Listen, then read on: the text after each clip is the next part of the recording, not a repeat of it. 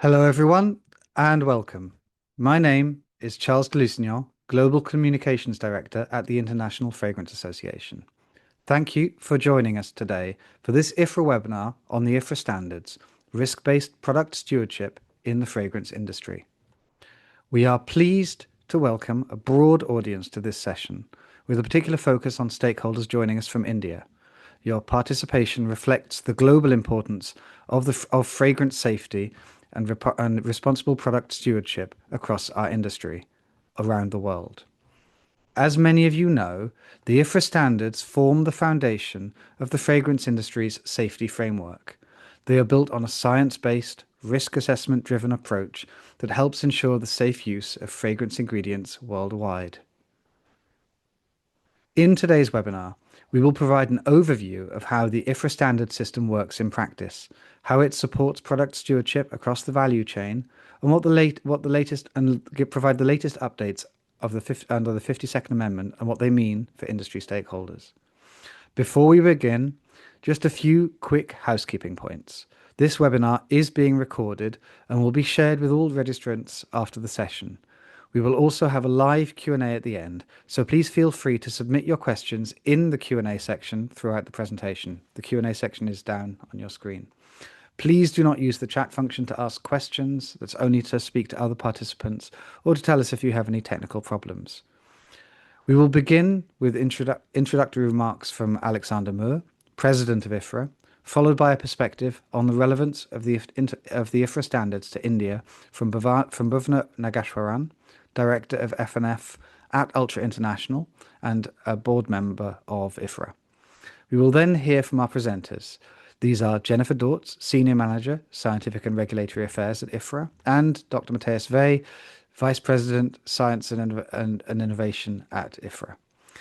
The Q&A session at the end will be moderated by Sandeep Sridhar, Director for India at IFRA. Thank you again for joining us, and with that, I will hand over to Alexander to open the session.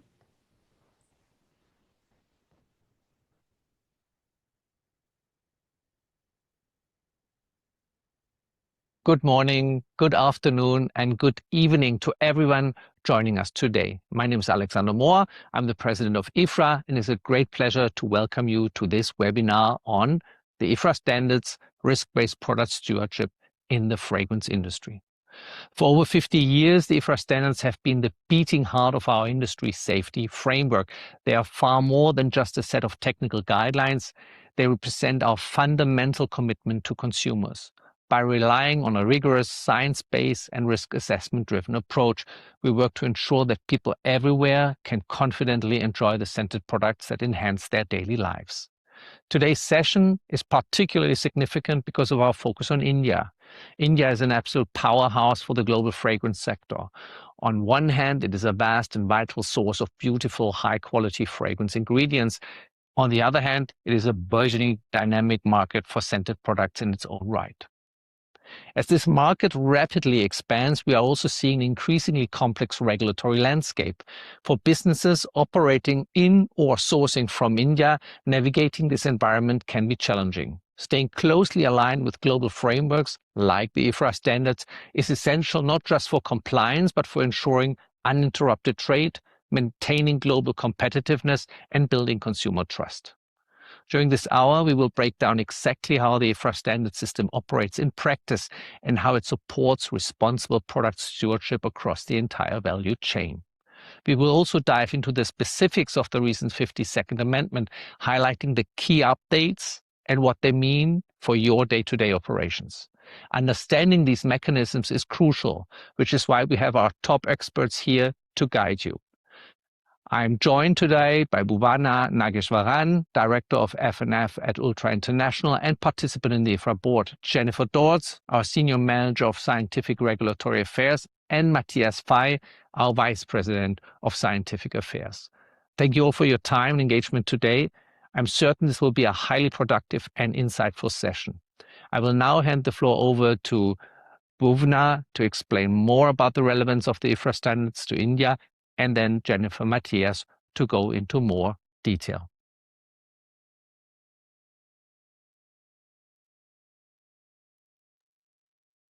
And I would now like to welcome Bhuvna Nagashwaran from FNF to say a few words. Thank you, Bhuvna.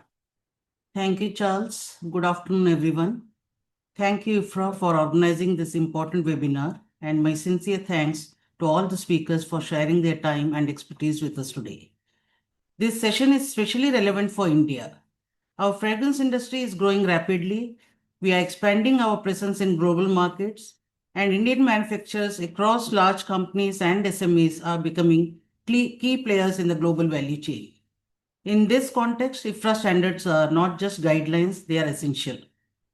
They provide a globally accepted science-based framework, they ensure the safe use of fragrance ingredients, and most importantly, they help protect consumer safety. For India, this has very practical implication. If we want to compete globally, we must align with global standards. If we want trust, we must demonstrate safety. And if we want long-term growth, we must build strong, responsible practices across the industry. This is particularly important for our SME and MSME sector. Many smaller manufacturers are eager to comply, but they often need clearer guidance and better technical understanding. This is why webinars like this are so valuable. They help bridge the gap between awareness and implementation. India has the capability to lead, not just in scale, but in responsible and safe manufacturing. Adopting IFRA standards widely across the industry will be the key step in this direction. I hope today's session helps us all move forward with greater clarity and confidence. Thank you, and I wish you all a very productive discussion. I will now hand it over to Charles to proceed with the program. Thank you all. Thank you very much, Bhuvna. That was very, very helpful. And indeed, it's just an indication of quite how important the growing Indian market is, both as a producer and as a consumer of fragrance ingredients around the world. And which is why this discussion is all the more timely, because I think we can all agree on the importance of safety for consumers as the end goal and only priority for the fragrance industry. Now, with that said, I'd like now to introduce Matthias Fay and Jennifer Dorts, who are on screen now. Thank you for coming. Who will now be taking over and presenting for the next half an hour or so. I look forward to hearing what they have to say. Thank you, Matthias. Thank you, Jennifer. Thank you, Charles. So good morning, good afternoon, and good evening to everyone, and thank you for joining today. My name is Jennifer Dorts, and together with my colleague Matthias, we will guide you through the IFRA Standards, a global safety system to ensure the safe use of fragrance ingredients.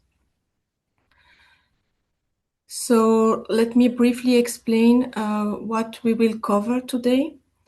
We will start with the basics, then move into what the IFRA standards are and how they are developed and applied in practice. We will also touch on the latest updates and finally look at a case study. So let's start with a simple question. What is a fragrance? Fragrances are unique and complex combinations of natural and synthetic ingredients that are added to finished products to give them a distinct smell or to mask unpleasant. So they are added in very small amount across a wide range of products, from cosmetics and personal care to household products and fine fragrance. And beyond their technical role, they also play an important emotional role for consumers. Because fragrances are mixtures, perfumers work with a very large palette of ingredients. And to give you a sense of the scale, the IFRA Transparency List provides a snapshot of ingredients used globally. Based on industry volume of use data, it includes nearly 3,700 ingredients, of which more than 1,000 are natural. So we are really talking about thousands of ink substances used worldwide, which naturally raise an important question: how do we ensure all of these fragrances are used safely? This is where IFRA comes in. So for over 50 years, IFRA represents the global fragrance industry. We are part of a broad value chain from upstream ingredient suppliers to fragrance creation and blending, and all the way to finished consumer products and end user. IFRA also maintains a code of practice which commits its members to best practices and the safe use of fragrance ingredients worldwide. And at the heart of this code are the IFRA Standards, or flagship global safety system. So what are exactly the IFRA Standards? They are a risk management system developed by the fragrance industry that defines how fragrance ingredients can be safely used. Importantly, they are only developed where a safety concern has been identified under the current conditions of use, which means that not every ingredient has a standard. Today, there are 363 IFRA standards in place. These standards can take different forms. They can prohibit, restrict, or set specification for the use of specific ingredient. And finally, the responsibility always remains with the company placing the product on the market to ensure safety. So to give you a better understanding of how we got here, I will now hand over to Matthias, who will present the historical context of the IFRA standard. Thank you, Jennifer, and also again a warm welcome from my end. Yeah, we felt that it would be useful to also bring a little bit the historical context, given that IFRA and its standards are already existing since more than 50 years, and we started with standards. That was always the core activity of the association's work. So not the typical trade association, really putting the focus on the safe use. You have here materials, one of the first that had been receiving a standard already in 1974, so 1 year after IFRA was created. And it's good to look at them in the context when they were created. All of these materials, mainly all of them, are banned due to skin sensitization. And we will also talk about why they were banned in the first standards and not treated in a different way. And there's a few exemptions.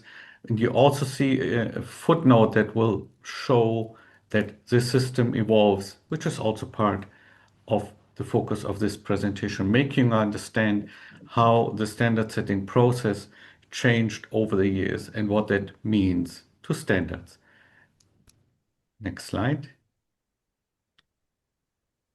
So in the early days of IFRA, the standards were done in a different way than they are done today. We have much evolved our process of setting and deriving standards along with the scientific progress that happened over the years and over the decades.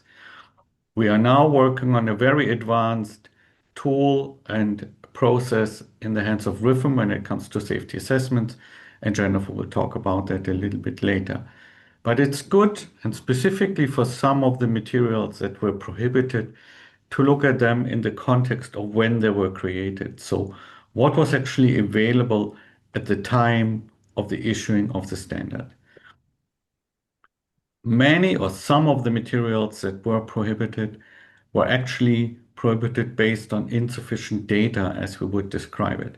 Insufficient data to carry out a risk assessment. But again, keep in mind, a risk assessment at that moment in time. And the conditions and the scientific tools in the 1970s were definitely different than what we have today. What typically took place was there was the identification of a concern, and in the absence of high relevance for the industry identified via the association structure and no interest in actually establishing the data that were needed to overcome this toxicological concern, on a kind of precautionary approach, the materials were prohibited.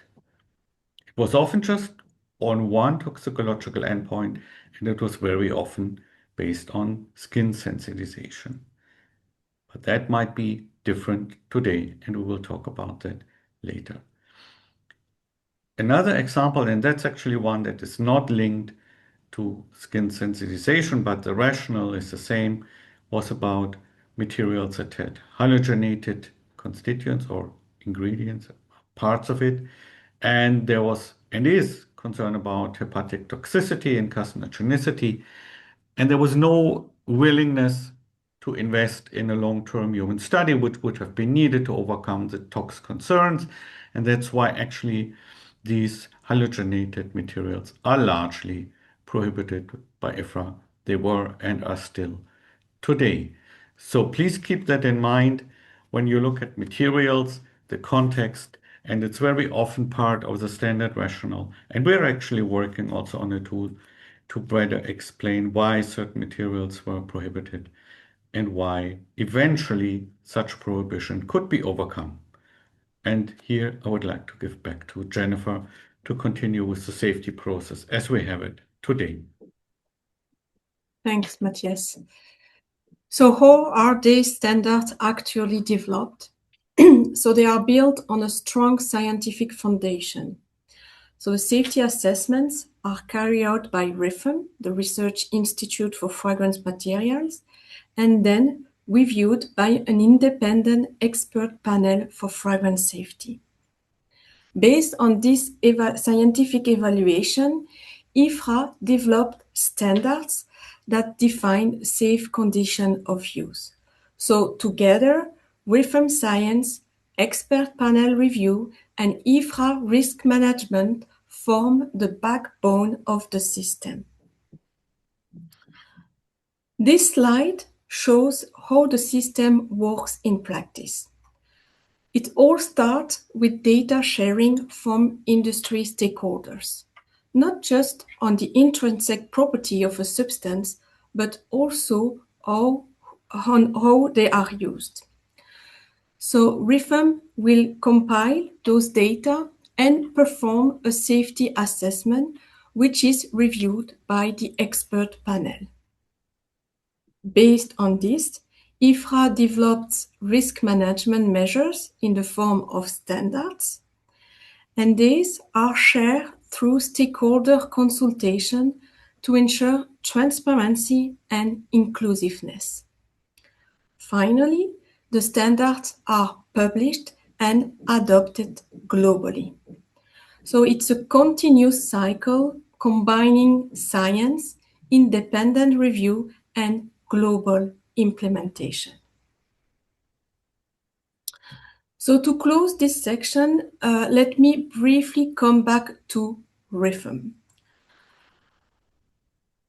RIFM will collect and evaluate all available scientific data on fragrance ingredients, from toxicological studies to real-world use and exposure. Using this information, RIFM scientists carry out safety assessment based on transparent, peer-reviewed methodologies. And these assessments are reviewed by the expert panel.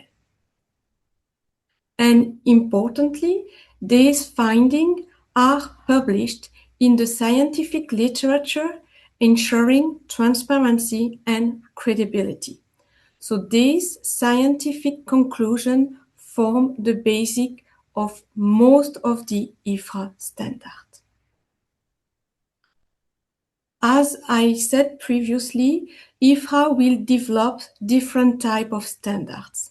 So let's look at a few examples of how this works in practice. Here on the slide, it's a first case. It's a substance that can be prohibited. So this means that the ingredient is considered too harmful to be safely used. So it is completely banned from any fragranced product. In other cases, an ingredient can still be used, but only if it meets very specific quality requirements. That is what we call a specification. And here on the slide, it's a good example. It's the oak moss and tree moss extracts. So this material can contain trace amounts of athanol and chlorothanol as a result of production. So instead of banning oak moss and tree moss, the standard will set limits to make sure that the substance are reduced to the lowest possible level to ensure a safe use of these extracts. And the third type of standard is a restriction. Here, the ingredient can still be used, but only up to certain concentration limits in the finished product. These limits are what we call the maximum acceptable concentration, or MAX. And importantly, these limits are not the same for every product. They vary depending on how the product is used and the level of consumer exposure. And this is exactly where the IFRA product category comes in. And to guide you through this part, I will again hand over to Matthias. Thank you, Jennifer. Yes, I think it's very helpful to understand why are we working with 12 product categories and what is the rationale on how these product categories were built. And largely the rationale is linked to a subcategorization based on body sites as we developed and implemented the quantitative risk assessment, so the industry tool for dealing with skin sensitization. It is those body sites that are also reflected in the QRA that form the standard basis for the IFRA standards. It's also the same body site that are then used by RIFM in the calculation of the so-called aggregate exposure, which is extremely relevant for a good safety assessment for various endpoints, including systemic toxicity. And the RIFM CREAM aggregate exposure model is a unique tool that on a probabilistic approach allows to do the calculation of the exposure per product site or per body site, depending on a variety of products used. If you just think about the face, you can easily, if I think about myself, during the morning apply a shaving cream, an aftershave, a skin cream, and other products on the same body site. And this model actually helps and allows to do a reliable calculation of the aggregate exposure, which we will then, or which our RIFM colleagues will then use in the safety assessment. In the safety assessment, all types of exposures are looked at: dermal, inhalation, and oral, and they're all reflected in the model. If we move to the next slide, this is how the IFRA standard categories look like, and you will see the 12 categories, but you will also see some subcategorization. Again, the basic structure is derived from skin sensitization consideration, categories 1 till 12. But if you look at category 5, you see that there is 4 so-called subcategories, and they are resulting from consideration of systemic toxicity, which requires a subsplit. For skin sensitization, all these products would be in the same category. but when it comes to systemic toxicity, there is a need for a more separated categorization. And if in a standard you have a combination of skin sensitization and systemic toxicity driving the standard, then you would have different limits for these subcategories. You have other subcategorization. If you go a little bit down, 10A and 10B and 11A and 11B, which are resulting from phototoxicity considerations. Next slide. To get you a better insight in which product type is actually in which category, we recommend to use and consult the so-called guidance for the use of the IFRA standards.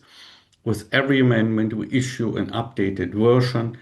And in this guidance, you do find in table 11 for every category the relevant product types, the products that are in this category. And we have here, for example, some of the products that are in category 5, 5A and 5B.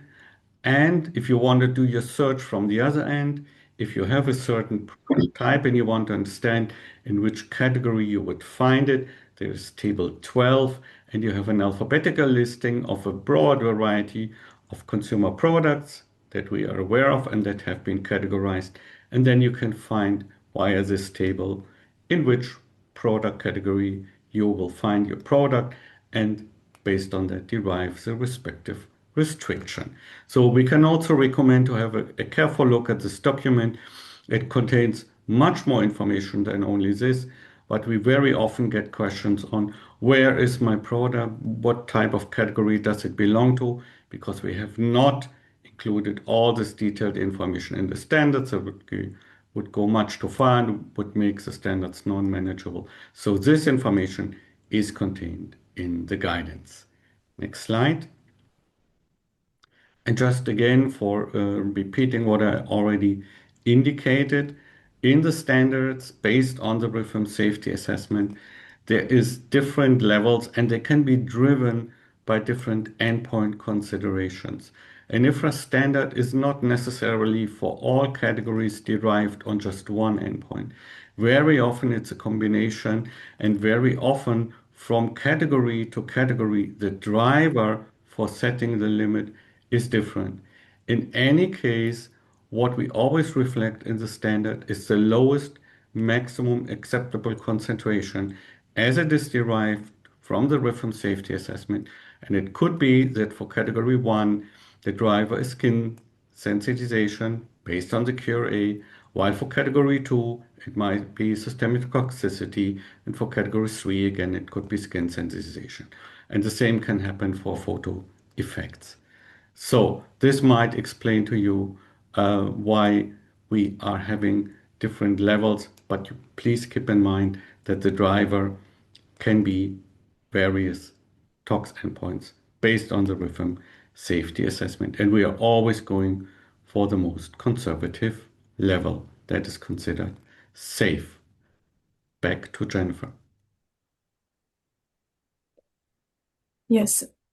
So far we have looked at how the IFRA standards are developed and applied. The next question is, how are they updated over time?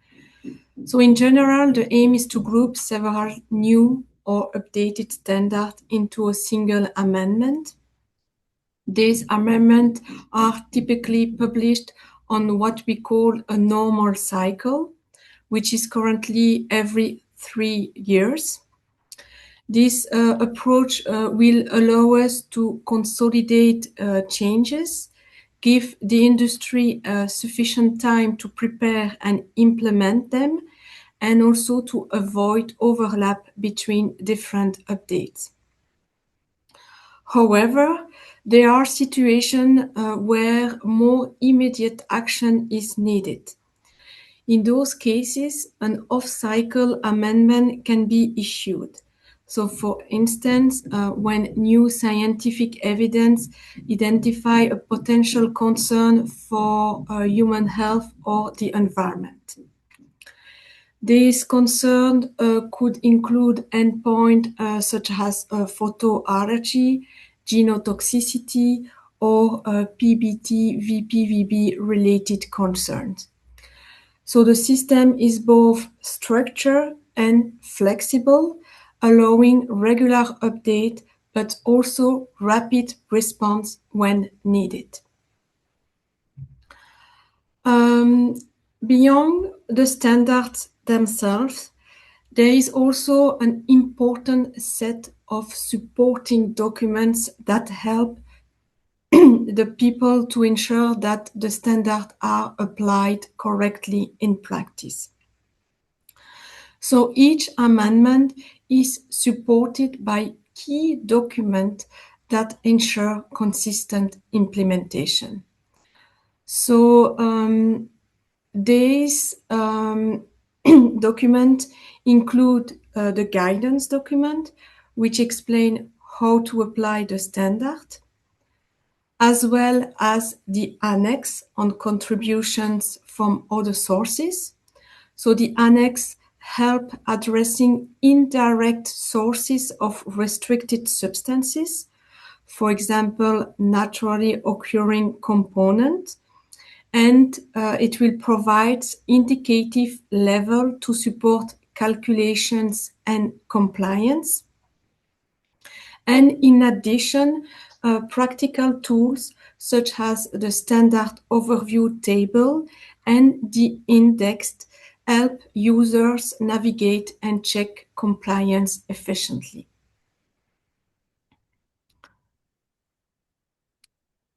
So once the standards are applied, how is compliance actually communicated along the supply chain? In practice, this is done through what we call the IFRA Certificate of Conformity. So this is essentially a communication tool, which is used to demonstrate that a fragrance mixture complies with IFRA standards. The certificate will be issued by the fragrance mixture supplier to the product manufacturer, based on their own assessment of compliance. It is important to note that IFRA itself does not issue certificates. Instead, IFRA will provide a template that company can adapt or not to their own systems. The certificate will confirm that the fragrance mixture complied with IFRA standards up to a specific amendment and clearly indicate how it can be used safely. So on the certificate, you will see relevant product categories and the maximum permitted concentration. So overall, this is a tool to ensure transparency and consistent communication across the supply chain. So as we already seen, the IFRA standards are not static. They are regularly updated through amendments. So now I would like to walk you through the recent and upcoming timeline. So back to the 51st amendment.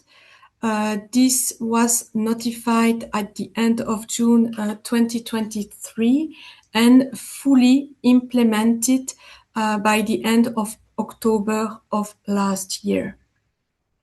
Looking ahead, the next update, which is the 52nd amendment, is currently under public consultation, and the notification is expected towards the end of this year.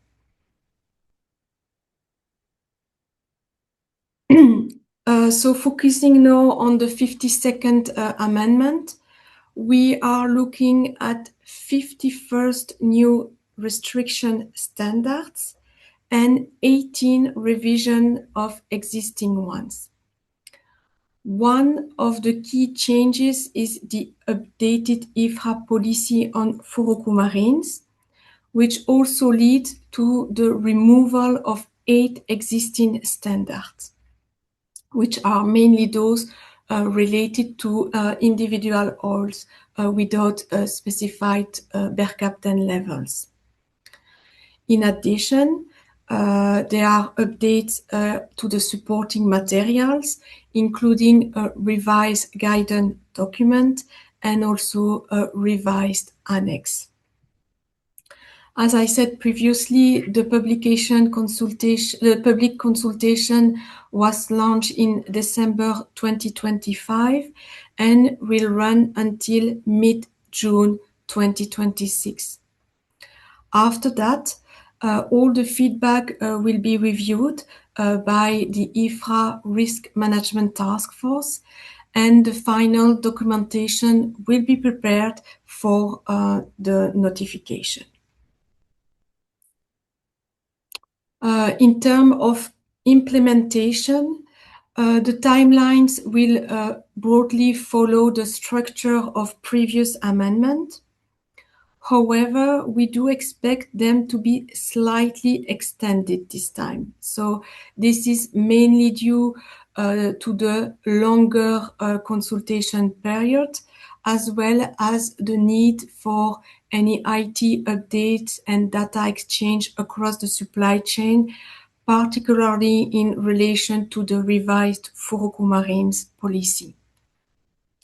And so as a result, the entry into force is expected to be 11 months for new creation and 30 months for existing creation, both calculated from the date of notification.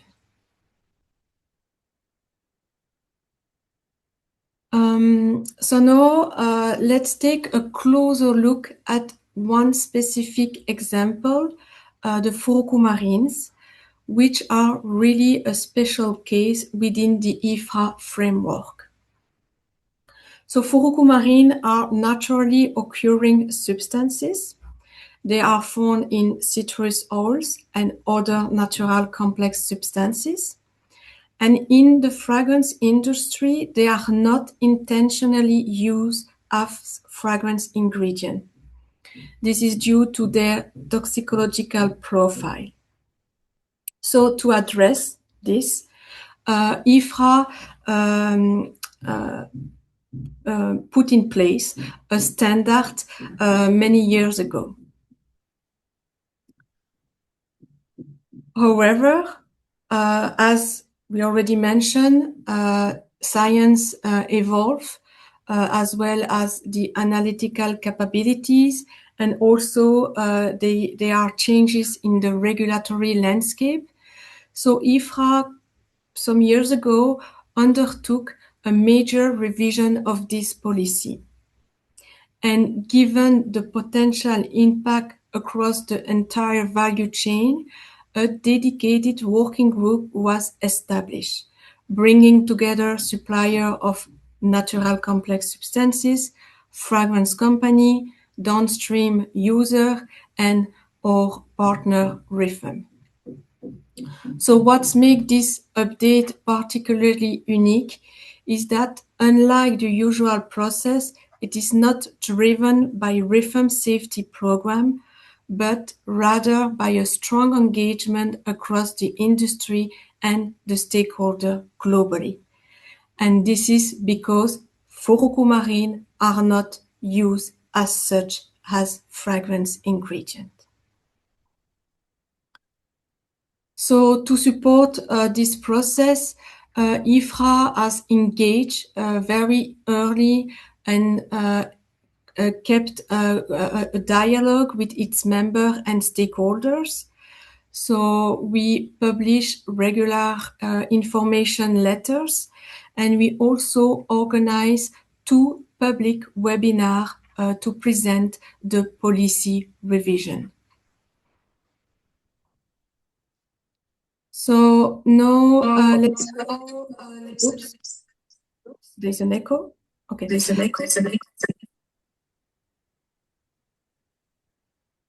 Can you hear me? Okay. So how did we move from the current policy to the revised approach?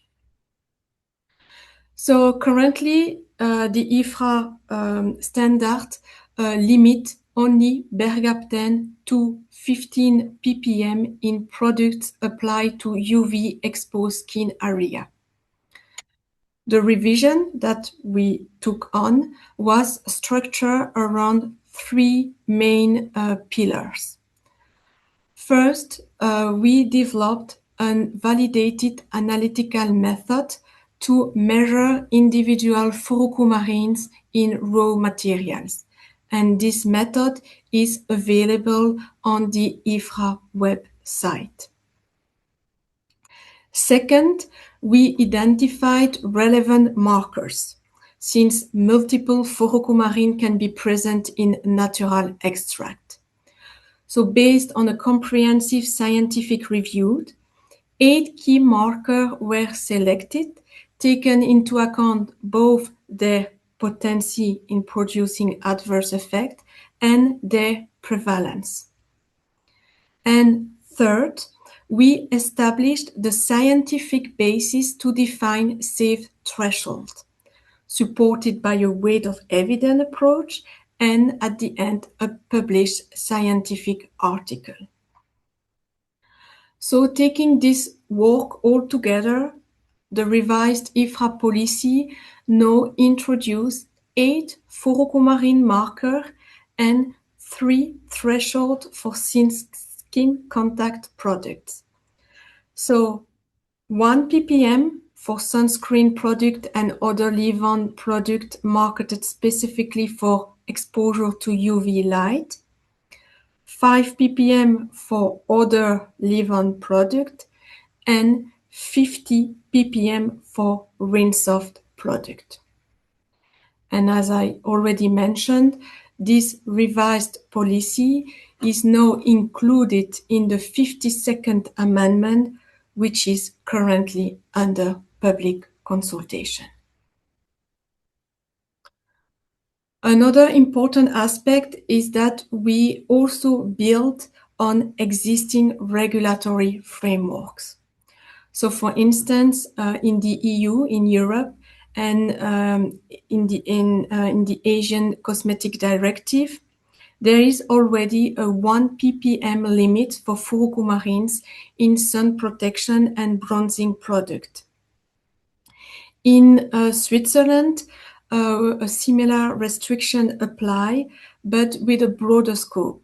Indeed, the 1 ppm limit apply to whole cosmetic product that can be exposed to sunlight. And here an important point is that following technical dialogue with the Swiss authorities, the Swiss cosmetic regulation has been further clarified by specifying the fluorocoumarin covered. So now there is an inclusion of the 8 markers aligned with the revised IFRA policy. And perhaps one last point I would like to highlight is the recognition of the IFRA standard. So we actively seek alignment with regulatory frameworks around the world. And today, the IFRA standards are recognized in different ways across different regions. And here on the slide, there are a couple of examples. So in Argentina and Brazil, a certificate is required for product notification. In New Zealand, the Cosmetic Product Group Standard directly references the latest IFRA amendment and requires compliance.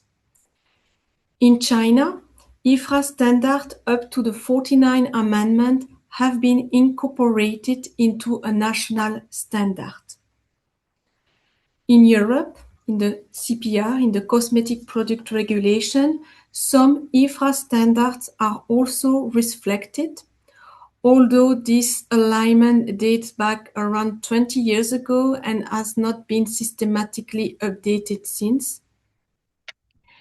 And more importantly, beyond regulation, we also see a strong engagement and support from the customer industry, which play a key role in global implementation.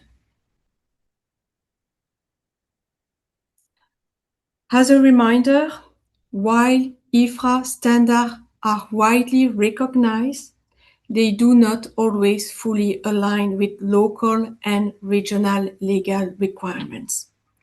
As a result, companies need to carefully consider both frameworks when placing product on the market. And here's an example is the dihydrocoumarine.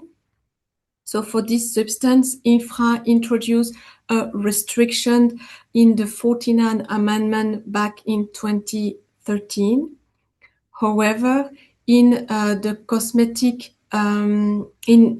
EU cosmetic regulation and the Asian cosmetic directive, this product remain prohibited.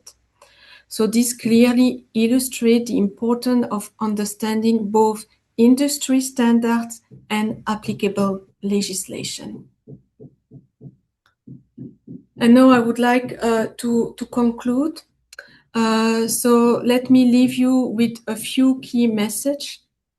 First, the IFRA standards ensure the safe use of fragrances worldwide based on robust science and quantitative risk assessment.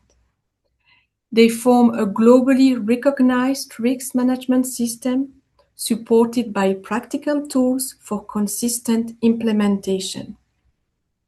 At the same time, regulatory frameworks differ across regions, which is why continued dialogue and alignment remain essential. And ultimately, IFRA standards provide a science-based, globally trusted framework for the safe use and responsible use of fragrances. And I guess that brings us to the end of the presentation for today. And as I see the time, we still have some time to address a question. Thank you very much, Jennifer. Thank you very much, Matthias. That was excellent, very clear, very precise, and with some very fresh information that will soon impact the wider industry in the form of the 52nd amendments. Big changes there, particularly with fluorocoumarins. Thank you very much. I'm now joined by Sandeep Srivastava, who's our India director, and I believe Bhuvna will pop back in a minute. Quick reminder, Sandeep is going to do the moderation of this Q&A session. So far, we only actually have three questions in the Q&A now. I noticed someone had put a question in the chat. Please put it in the Q&A because we can't look at the chat questions. So please put that question in the Q&A and we'll be happy to address it now. And with that, I'm going to hand over to Sandeep. Sandeep, thank you very much for moderating this bit and looking forward to hearing the answers to the questions. Thanks. Yeah. Thanks, Charles. Hello, everyone. I'm Sandeep Srivastava. I work as Director IFRA in India. At the outset, I would like to thank Matthias and Jennifer for a very insightful presentation explaining the development and how these have to be determined various things, including the 52nd Amendment. So I'll go over to the questions. First question, Matthias, it will be for you. Given that the deadline for implementing amendments to IFRA standards apply to fragrance compositions, how long do we have to modify our cosmetics products? Thank you, Sandeep. Yeah, I'm happy to take that on. It's a very often asked question, and the answer is that's not up to IFRA to decide. So the customer and consumer products are outside of our scope, and it's also outside of our membership. We did have indeed some discussions with consumer product associations on whether there should be a formal implementation timeline then from their end. So by which moment in time would the products they put into the market be compliant? But we could not come to a global agreement on that. So for now, our rules apply to the fragrance suppliers, and then it's a responsibility of the producer of the finished product to, as soon and quickly as he or she can, bring their products that they bring into the market in full compliance with IFRA standards. But there is no definite rules and they cannot be set from our end. Thank you very much. I'll go to the next question. It says that if a fragrance is designated keeping in mind all the IFRA standards, does it still require further safety assessments tests? This Jennifer, you want to question, I take that think, on? Jennifer or Matthias, I can give it a start and then Jennifer can complement. Or Jennifer, you want to give it a start? No, you can go. All Yeah. right. So, well, first of all, it doesn't require specifically any safety assessment test, but it will require a safety assessment, a safety evaluation, in any case. And I think that was mentioned by Jennifer, what the certificate does or does not. So, and it might be the same outcome, but all ingredients in the context of the use need to be looked at. You can consider the IFRA standards a little bit like a regulation. And if you look at the Asian cosmetic regulation, for example, it when you are in compliant with the regulation, you still have the requirement to do the safety assessment. So our standards are similar to restrictions coming from the annexes, but it doesn't free you from having a final complete look on the fragrance mixture and its use considerations and other materials inside that might even be out of the scope of the IFRA standards. So there needs to be a final safety assessment done. The outcome is very much determined, I guess, by the standards, and the more materials have a standard, or for the more materials, there's also published rhythm safety assessments, which are an important element in doing such an assessment, the easier it is. Thank you. Thank you, Matthias. The next question, I would request Jennifer to react on this. The question is how IFRA decides the maximum usage limit of a particular ingredient that is to be used in a specific product category like soaps, fine fragrances, or lip care products. So I guess that's linked to the MAC level, as Matthias explained earlier. So the maximum acceptable concentration are derived by rhythm, and the detail of the information can be found in the safety assessment that are publicly available. And indeed, for different product type, you can have different MAC level. As Matthias explained, it will depend on if it's based on skin sensitization, phototoxicity, or systemic toxicity, and we will always take the lowest level. So yeah. Thank you, Jennifer. I don't know, Matthias, if you want to absolutely add more. Fine. Fully agree. I'll go to the next question. A good part of this question has already been covered in the presentation, but still, if Matthias, if you want to add on this, how is the final usage limit for a fragrance formulation determined according to the IFRA standards? Jennifer, go on, and I'm happy to build up. But it's similar to the previous one, no? Or maybe. Well, I think this goes on. How do I identify the max use limit of my fragrance mixture? Well, you have to look at all the materials that have an IFRA standard, and then the most restrictive presence, and it can be the use as such, and maybe it's a good moment to say, and then also look at the presence and naturals. And Jennifer did make reference to the supporting documentation that we have. The most restrictive presence will then determine the maximum use of the fragrance mixture. That can be done by calculation by hand. Certainly, the more materials you have, the more challenging it becomes.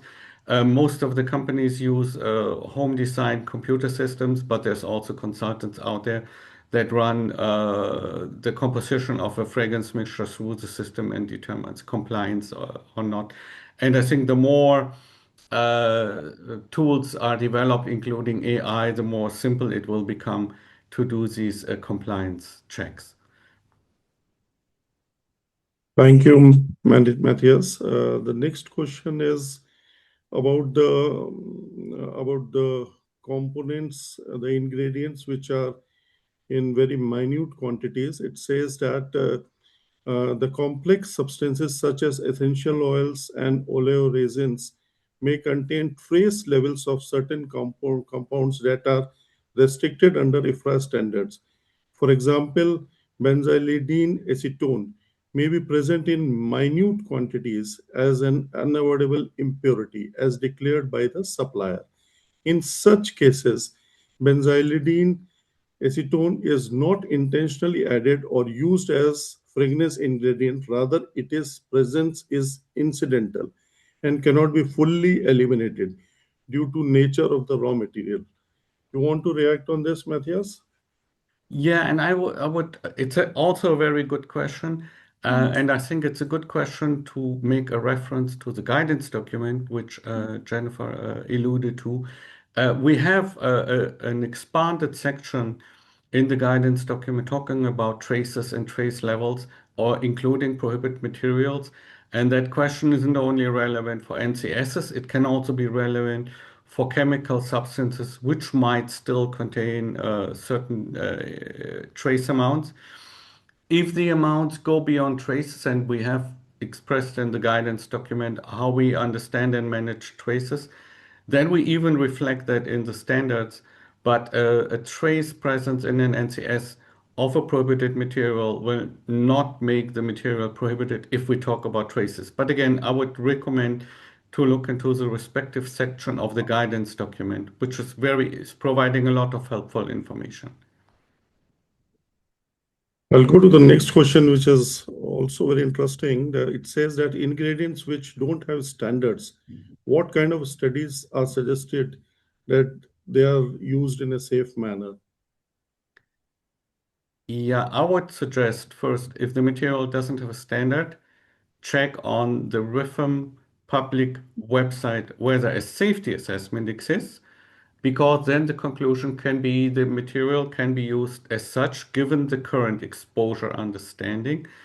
If both is not the case, there is a lot of guidance available, but then from our RIFM colleagues, all the way the performance safety assessment is also publicly available, which can provide help in assessing a member or a non-member, him or herself, which studies might be needed. Or WIFM can also be asked for support in performing such a safety assessment. But I would first start with checking whether or not there is a published safety assessment, because it might be that the material doesn't need a standard and the safety assessment concludes safe use. Thank you, Matthias. I'll go to the next question, which says that while IFRA is published as a regulatory guidelines, often in a comprehensive format, is there a searchable database you recommend to adhere to for quick and creditable verification of information using CAS or name of the ingredient? We have that actually on the website. So what we publish is individual standards on individual materials. But for example, there is several types of overview files on the website. One is an Excel format overview of all the IFRA standards, where you can search for names and cast numbers, and then it lists the maximum acceptable concentrations and all the other information from the standard. And we always issue an updated version of that document with every amendment. So we will prepare also an updated version for the 52nd. Thank you, Matthias. Next question is for Jennifer. As someone interested in natural perfumery, so the person wants to know that I often find it challenging to balance. Where is this? Just a moment.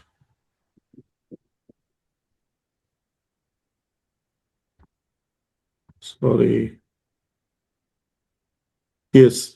I often find it challenging to balance creative formulation with regulatory restrictions on certain natural raw material.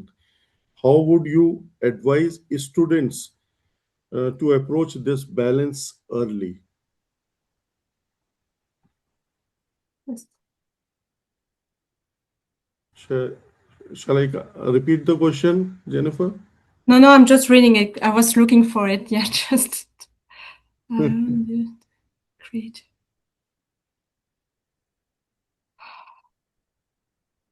Yeah, well, that's a good question. I mean, I'm not a perfumer, to be honest. But as we said, you always first need to look at the regulation that are in place in your region, because as we know, each region, each country could have a different regulation. So I would say that's the first thing, is to check the regulation in place where the product will be marketed.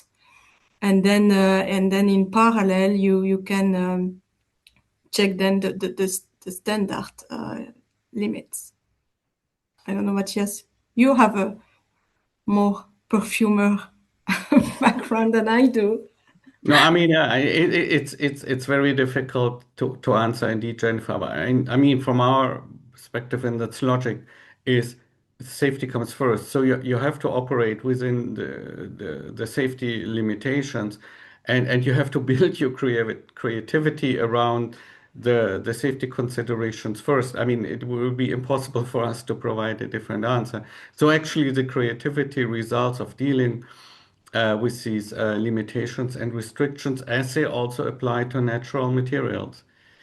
But yeah, naturals as chemicals from the RIFM and the IFRA perspective are always dealt the same way. They have to be used safe based on the safety assessment and safety data available. Thank you, Matthias. Thank you, Jennifer. Now, the next question is for Bhuvna. It says that does Indian cosmetic regulation specify about IFRA compliance for fragrance?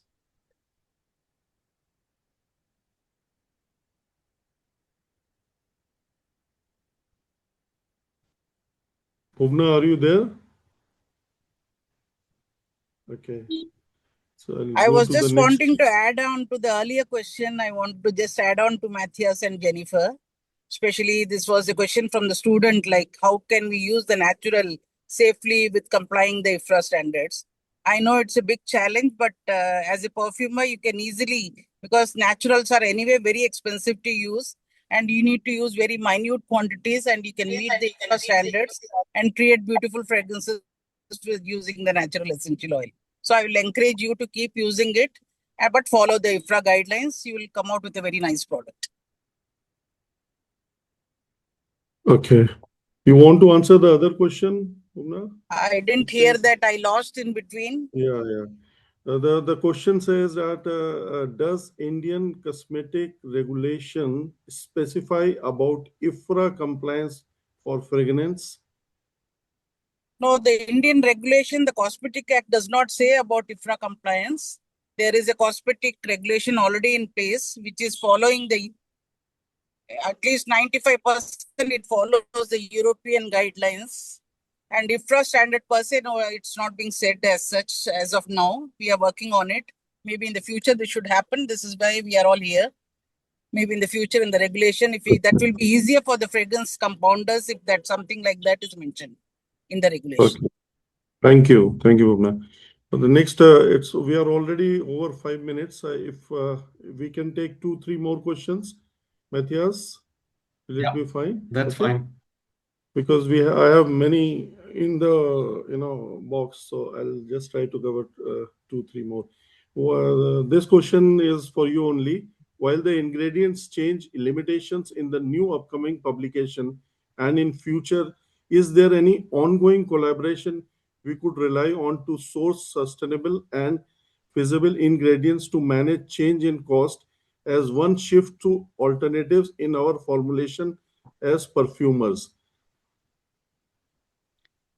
Can you repeat that? I I'll look at read making it the link. slowly. I'll read it slowly. While the ingredients change limitations in Yeah. the new upcoming publication which he means, I think, 52nd Amendment. The And 52nd, yeah. in future, is there any ongoing collaboration we could rely on to source sustainable and feasible ingredients to manage change in cost as one shift to alternatives in our formulations as perfumers? I think he is wanting to know what are the other options amongst the ingredients if they can find for making the perfume as cost competitive. I mean, this is what Indian perfumers are very keen to know about. That is why I thought I'll cover this question. It's it's Yeah. it's a tricky question to answer, and I mean, I can only focus on again on the safety aspect, because certainly a cost element is not something that is something we should address here from the IFRA perspective. But um, the standards are, we are trying to keep the changes resulting from amendments manageable. That's why we are working with these 3-year cycles, about which Jennifer alluded to. And safety is evolving, science is evolving. For me, it's actually one of the advantages. I do understand that from a creative point of view, it's more challenging, but for me, it's an advantage that we keep our system updated and flexible. And it should be realized that while our restrictions change, they can be more restrictive, but they can also be more released or flexible. So it's not necessarily answering the question of the person, because again, cost is not something that we are considering in creativity. But I think the standard system, the way it is designed, and the flexibility it entails, is the maximum we can bring also to the creative people, from keeping the safety perspective as the holding line, if I would say so. Thank you, Matthias. Bhuvna, you want to add on this? No, just wanted to add that the question was basically like, what are the alternatives? Like when something is restricted or banned, when you are finding for the new materials, you will have to constantly work with the suppliers. What are the new molecules coming in? You got to keep smelling them and trying to create your own substitution for those restricted materials. This is the way you have to do it. Close collaboration with all your suppliers you have to keep, and keep smelling different materials to replace the restricted or the prohibited one. This is the only way.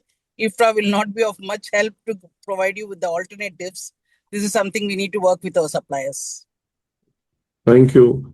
The next question, last two questions I'll now take, because we are stretched by 9 minutes or so. So the next question is like, do IFRA collaborate with a software company to support perfumers with the regulation throughout the formulation process? Yeah. We have on the website, we can provide, we have a list of company that could provide support. It's available on the IFRA website. I guess we can provide the link to this list.